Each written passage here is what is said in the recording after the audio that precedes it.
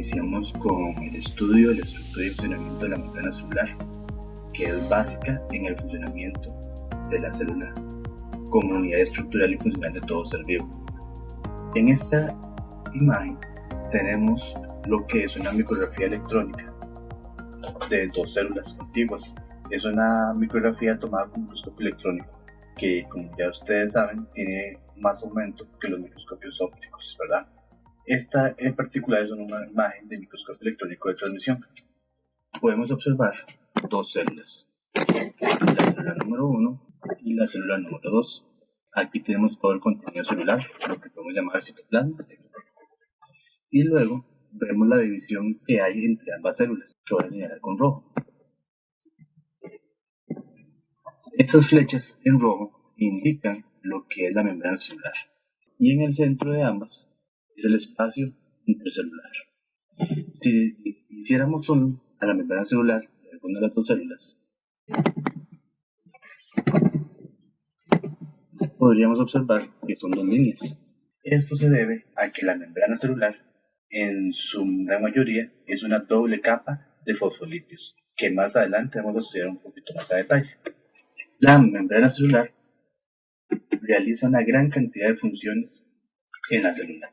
Una de ellas es que, si ustedes se recuerdan del capítulo de la célula y de las estructuras subcelulares, se darán cuenta de que habían organelas que llamábamos organelas membranosas, que están compuestas de lípidos, que son vesículas. Entonces, que al fin y al cabo son extensiones de la membrana celular. Por lo tanto, una de sus funciones es aislar el contenido de los organelas del citosol de la célula.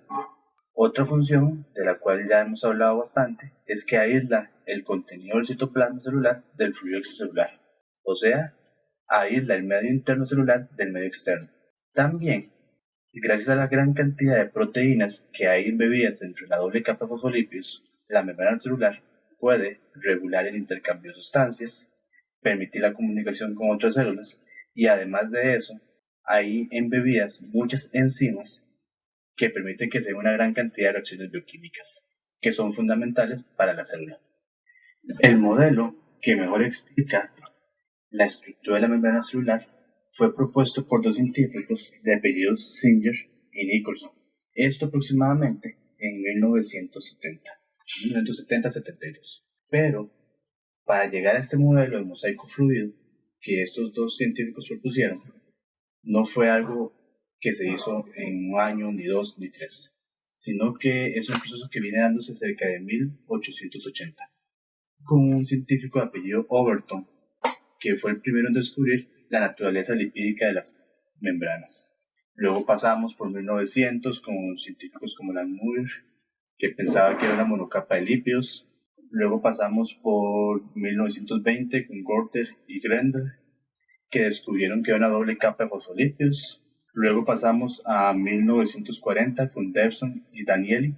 Ellos propusieron un modelo que era el sándwich, en el que pensaban que las proteínas eran análogas a las tapas de un pan del sándwich, y en el centro estaba la doble capa de lípidos. Luego viene ya en 1970 Singer y Nicholson, que propusieron el modelo mosaico fluido, en el que las membrana celular consta de una doble capa de fosfolípidos en la que hay embebidas enzimas, proteínas de reconocimiento, proteínas de transporte, proteínas receptoras y proteínas de conexión con otras células. En esta imagen podemos apreciar el modelo de mosaico fluido, el que está actualmente en uso por parte de los biólogos.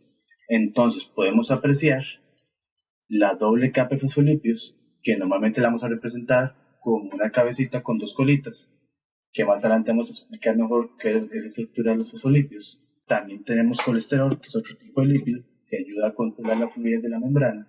Contamos con proteínas integrales que traspasan la doble capa de fosfolípidos, que pueden funcionar como de transporte, proteínas receptoras o proteínas de conexión. También tenemos proteínas de reconocimiento, como las glicoproteínas o las proteínas periféricas, que están en el exterior de la doble capa de fosfolípidos. Además, contamos con enzimas que, como habíamos visto, se encargan de mediar una gran cantidad de reacciones bioquímicas y esenciales para la célula. Aquí contamos la estructura del fosfolípido. Recordemos que esto es un repaso, porque ya en el capítulo de biomoléculas habíamos estudiado un poquito cómo es el fosfolípido. El fosfolípido se parece mucho a una molécula de triglicérido. Y si ustedes se acuerdan la estructura del triglicérido, contaba con una molécula de glicerol que voy a pintar de color celeste. Este glicerol cuenta por lo general con 3 átomos de carbono. En un átomo de carbono se va a asociar un ácido graso. En el otro átomo de carbono se va a asociar otro ácido graso. Mientras en el tercer carbono, este que voy a tratar de pintar aquí en rojo, se va a asociar un grupo fosfato. Y los grupos fosfato tienen carga eléctrica.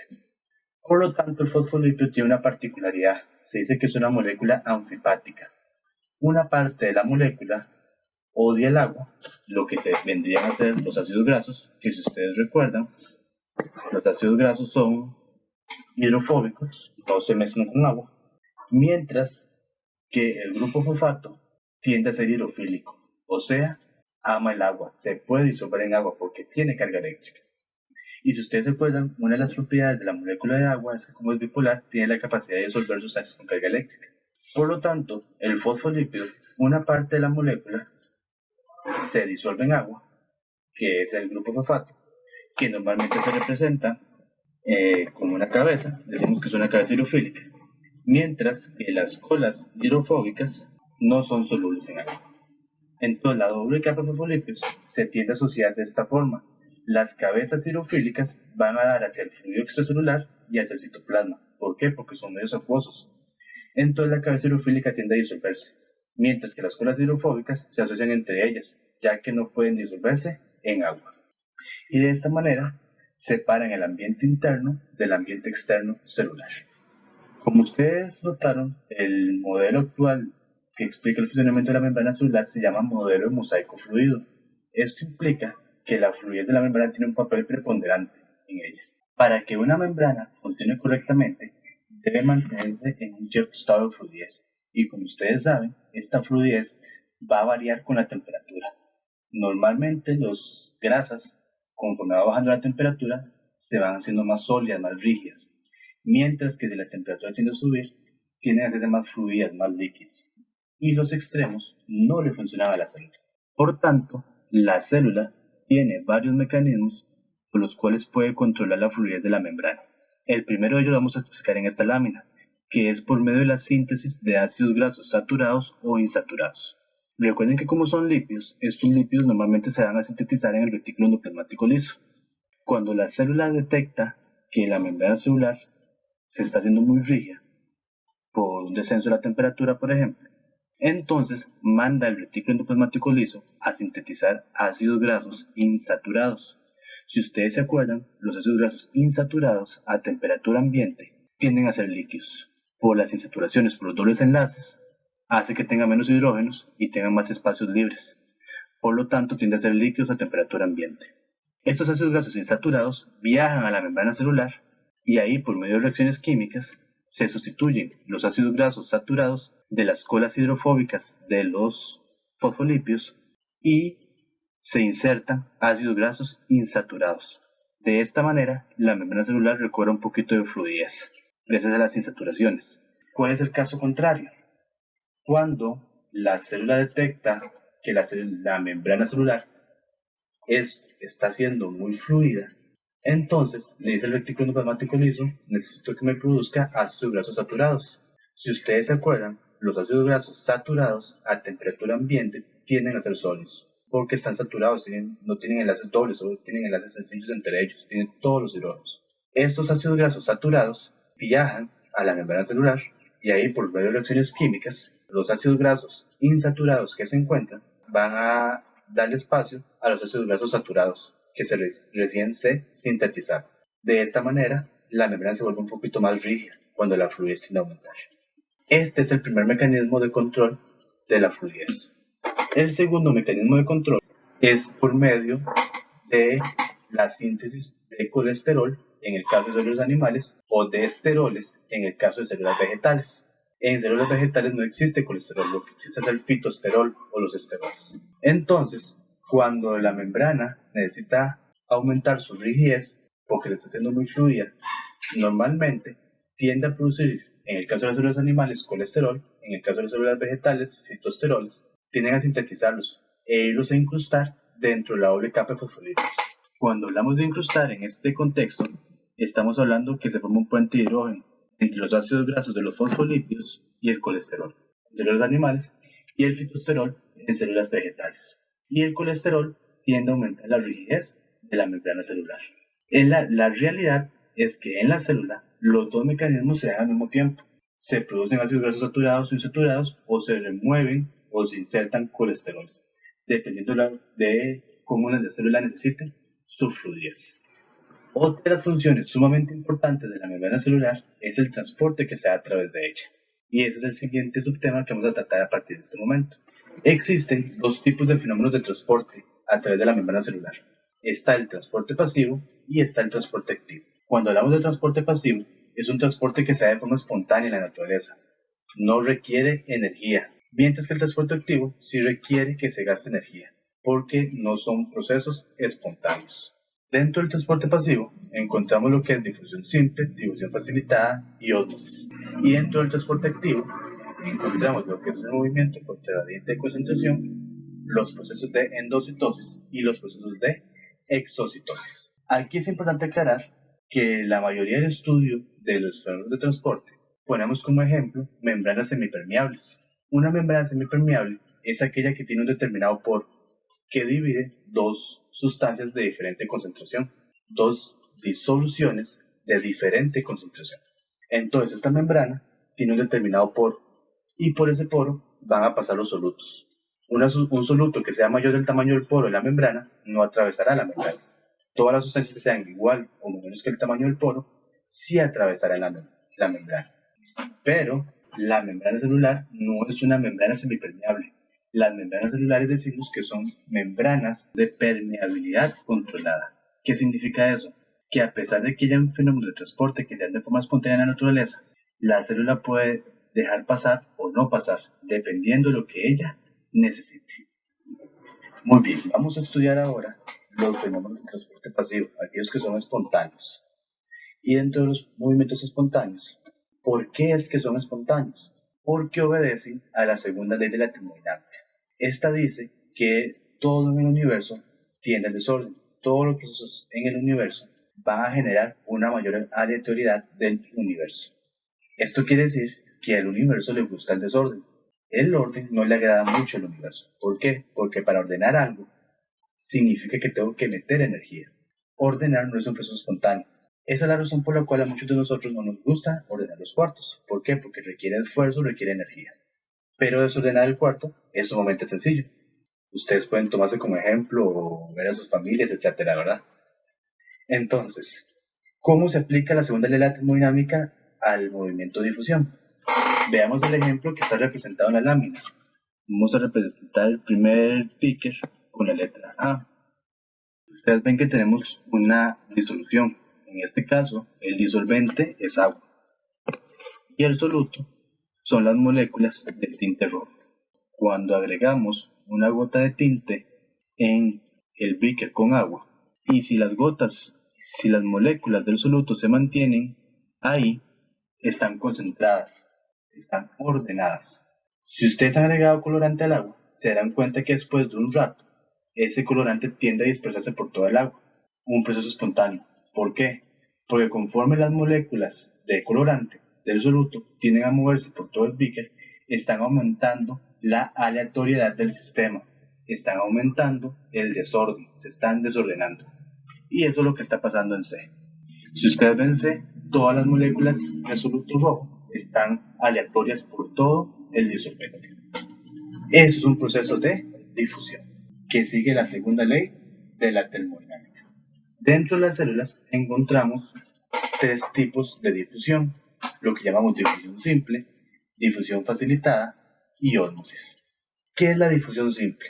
La difusión simple es cuando una molécula pasa del interior de la célula al exterior o del exterior al interior a favor de gradiente de concentración. ¿Qué significa a favor del gradiente de concentración? Cuando pasa de una zona en la que hay mucha concentración de soluto a una zona en la que hay menor concentración de soluto. La zona que tiene mayor concentración de soluto decimos que está más ordenada y la zona que tiene menor concentración de soluto está más aleatoria. Entonces, por ley física, por la segunda ley de la termodinámica, ¿qué sucede? La sustancia que está en la zona de mayor concentración tiende a pasar a la zona de menor concentración, porque entre más aleatorio estén esas moléculas de soluto, más desordenado va a ser el sistema, y eso le gusta al universo. Entonces, en nuestro primer ejemplo, que voy a representar con la letra A, podemos ver cómo en el fluido extracelular hay una mayor concentración de moléculas de dióxido de carbono. Hay 1, 2, 3, 4, 5. Mientras que en el interior de la célula, en el citoplasma, hay apenas 4 moléculas. Quiere decir que la mayor concentración de oxígeno está en el fluido extracelular y la menor concentración de oxígeno está en el fluido citoplasmático. Entonces, por un proceso de segunda ley de termodinámica, por un proceso de difusión, las moléculas de oxígeno van a pasar del fluido extracelular hasta el citoplasma, hasta que las concentraciones se igualan. O eso intentan, que siempre se igualen las concentraciones. Ahora, ¿por qué es difusión simple? Porque la molécula de oxígeno pasa a través de la doble capa de fosfolípidos. El oxígeno es una molécula pequeña y normalmente no tiene carga eléctrica. Entonces puede como escabullirse o pasar a través de los espacios que hay de la doble capa de fosfolípidos y pasa de la zona de mayor concentración a la zona de menor concentración. Eso es difusión simple. Y uno de los requisitos para que una molécula pueda moverse por difusión simple es que sean muy pequeñas y que tengan poca carga eléctrica o nula carga eléctrica para que no puedan interaccionar con otras moléculas.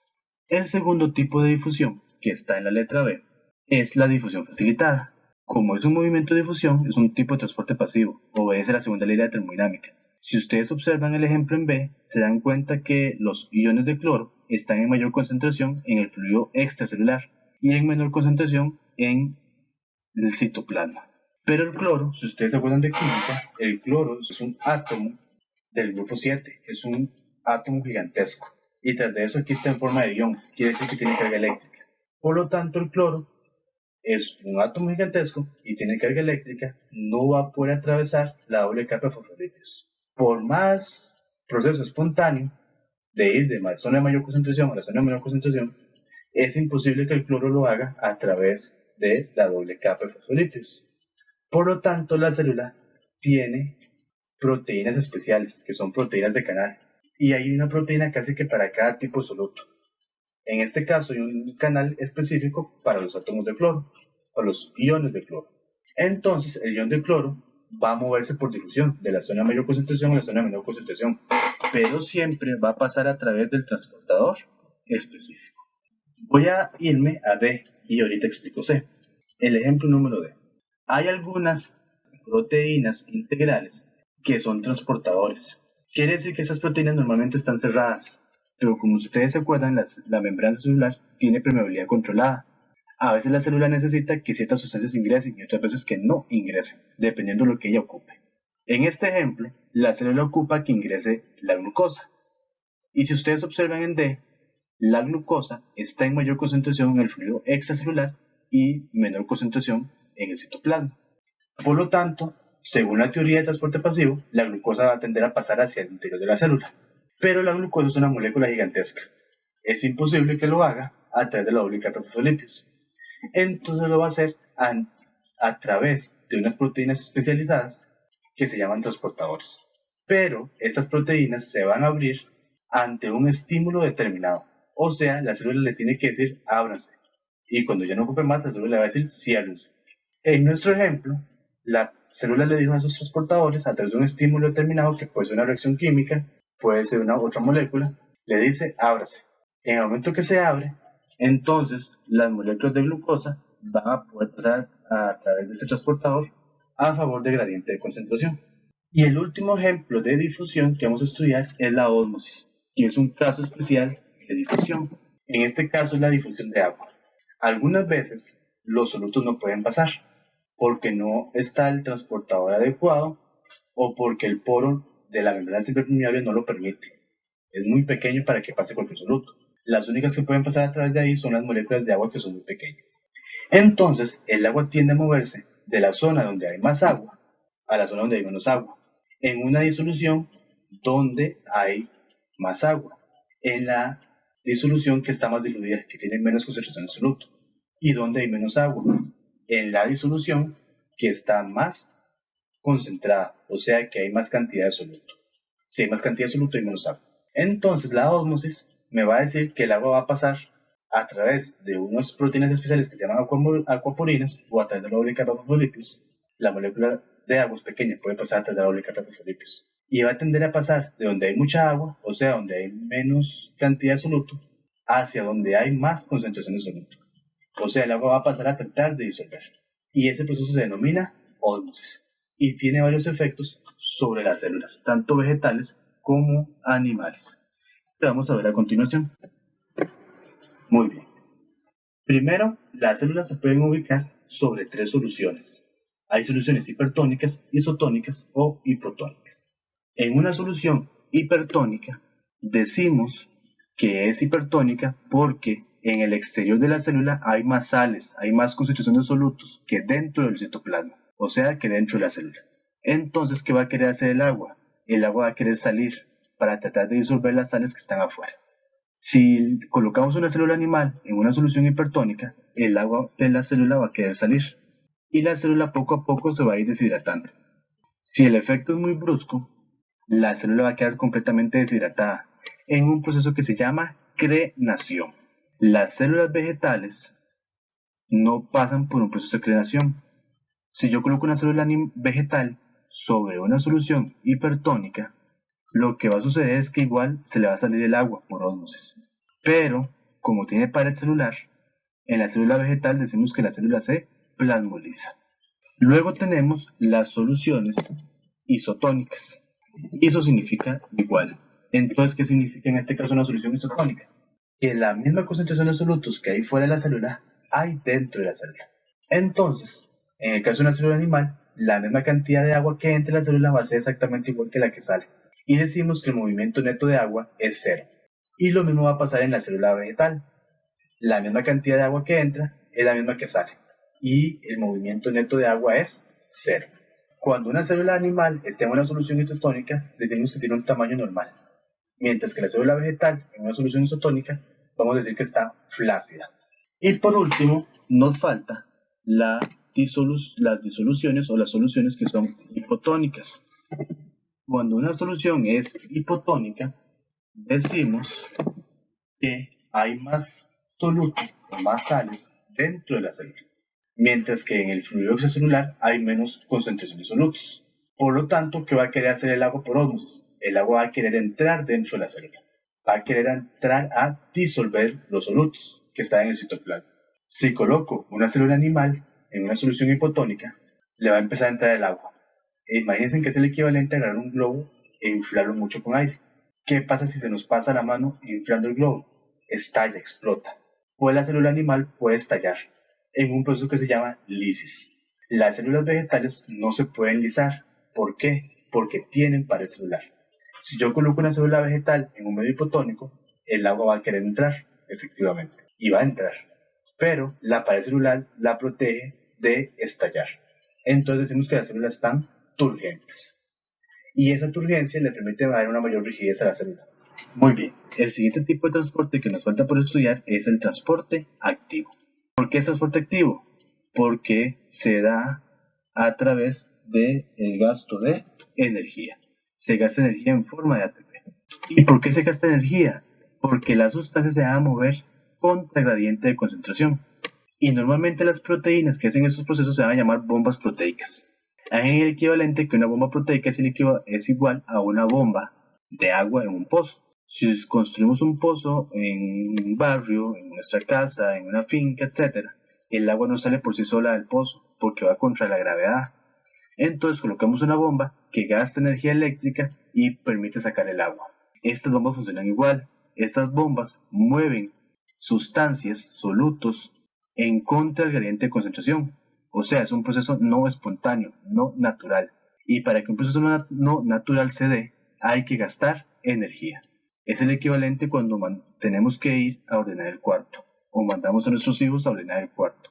Van a hacer piruetas, regañetas, etcétera, pero tienen que ir a ordenar el cuarto y eso requiere esfuerzo y requiere energía. En nuestro ejemplo, vamos a situarnos en número 1. Si ustedes se fijan en la imagen 1, se darán cuenta que afuera de la célula hay más iones de calcio que dentro de la célula. Entonces el calcio, según la teoría termodinámica, va a querer entrar, pero la célula no lo deja. Primero porque el calcio es un átomo grande y segundo está en su forma iónica, tiene carga eléctrica. Entonces no va a poder atravesar la doble capa de fosfolípidos, entonces no va a poder entrar. Si encuentra un poro, va a entrar, pero la célula no va a tener poros específicos para que entre, porque no lo ocupa. Más bien la célula en este caso ocupa expulsarlo. Entonces existen unas proteínas especiales que se llaman bombas, en este caso hay una bomba específica que mueve el calcio, y va a agarrar el calcio, los iones de calcio, y los va a expulsar contra el gradiente de concentración. Pero para hacer eso, va a requerir gastar energía. Y si ustedes se acuerdan, el transportador de energía en las células es una molécula que se llama ATP, un nucleótido, que guardaba en los enlaces de fósforo energía. En este caso, ese ATP se va a romper, como vemos aquí en la última imagen, y en este proceso que se rompió y se forma ADP y un grupo fosfato libre, se liberó energía. Y esa energía que se liberó es usada por la bomba para agarrar el átomo de calcio que marqué con una X y expulsarlo fuera de la célula contra el gradiente. Se gastó energía. Eso es transporte activo, porque la célula ocupa en este caso que los iones de calcio estén afuera, no los ocupa adentro. Hay varios tipos de movimiento de transporte activo. En el caso del ejemplo anterior, del movimiento de calcio hacia afuera de la célula, decimos que es transporte activo tipo uniporte. ¿Por qué uniporte? Porque únicamente se está moviendo una sustancia. Pero otras veces, cuando el transportador se abre, cuando la bomba se abre, una sustancia aprovecha para entrar u otra aprovecha para salir. Entonces, eso se llama transporte acoplado o cotransporte. Entonces también tenemos transporte activo tipo cotransporte. Y hay de dos tipos, sin porte o antiporte. ¿Cuándo es sin porte? Cuando las dos sustancias se mueven en la misma dirección, ya sea las dos entran a la célula o las dos salen a la célula. Y el antiporte es cuando las sustancias se mueven en direcciones opuestas. Una sustancia puede entrar a la célula, pero la otra tiene que salir. O al revés, una sale y la otra entra. Por eso es transporte acoplado, porque son dos sustancias, dos o tres, las que aprovechan para entrar o salir. Luego tenemos lo que es la exocitosis y la endocitosis, que implica la formación de una vesícula, por lo general en el complejo de Golgi, que se forman las vesículas para transportar sustancias. Como implica la formación de una vesícula, esa formación de la vesícula requiere energía, por eso es transporte activo. En este ejemplo tenemos lo que es pinocitosis, que es cuando la célula expulsa o introduce sustancias líquidas. En el ejemplo tenemos un movimiento de pinocitosis hacia dentro de la célula. En este caso sería endocitosis, pinocitosis tipo endocitosis. Entonces, vean que en uno se forma la vesícula, que son de fosfolípidos. Estos se van construyendo hasta que se forma una vesícula y se introdujo el fluido a la célula. En la imagen de abajo, lo que tenemos es un proceso de exocitosis fotografiado por microscopía electrónica. Vean dónde tenemos la membrana celular y vean dónde se forman las vesículas que van a alojar el fluido extracelular hasta que se forma completamente e ingresa al citoplasma. Luego tenemos los movimientos de endocitosis. Cuando hablamos de endocitosis, es cuando la sustancia que va a entrar a la célula es sólida. Entonces, para que esto se dé, vean que la membrana celular tiene receptores, que ya habíamos dicho. Esos receptores son estimulados por una molécula que en este caso se llama un nutriente. Eso incita a la membrana celular a formar una vesícula, que es lo que está pasando en 2, para tratar de retener esas moléculas nutrientes. Y ya en 4 tenemos completamente la vesícula formada y tiene adentro la molécula nutriente que la célula necesitaba. ¿Por qué es endocitosis? Porque es una sustancia sólida que está ingresando. Si fuera una sustancia líquida estaríamos hablando de pinocitosis. Y en la imagen de abajo podemos observar este proceso en micrografía electrónica. Vea aquí donde se trata de señalar los receptores. Esta es la membrana celular. Y vean cómo está formando la vesícula de transporte hasta que está completamente terminada. Y en el interior está la sustancia que la célula necesitaba. Los movimientos de exocitosis significa que la célula va a liberar algo. Normalmente esa sustancia que se libera puede ser sintetizada en los retículos endoplasmáticos. Puede ser una proteína si se formó en el rugoso, o puede ser otra sustancia de carácter lipídico si se formó en el liso.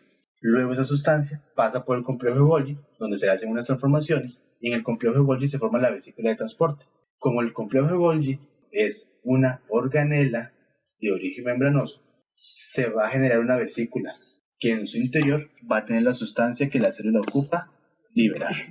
Esta vesícula se va a mover hasta que llega a la membrana plasmática, y como ambas son de lípidos, se van a fusionar. Y en ese proceso de fusión va a liberar la sustancia que la célula sintetizó y que ocupa que vaya hacia afuera. En la imagen de la derecha tenemos ese proceso en una fotografía de microscopio electrónico. Entonces podemos observar aquí la membrana celular en rojo y en azul la vesícula de transporte que se fusionó con la membrana celular y liberó el contenido.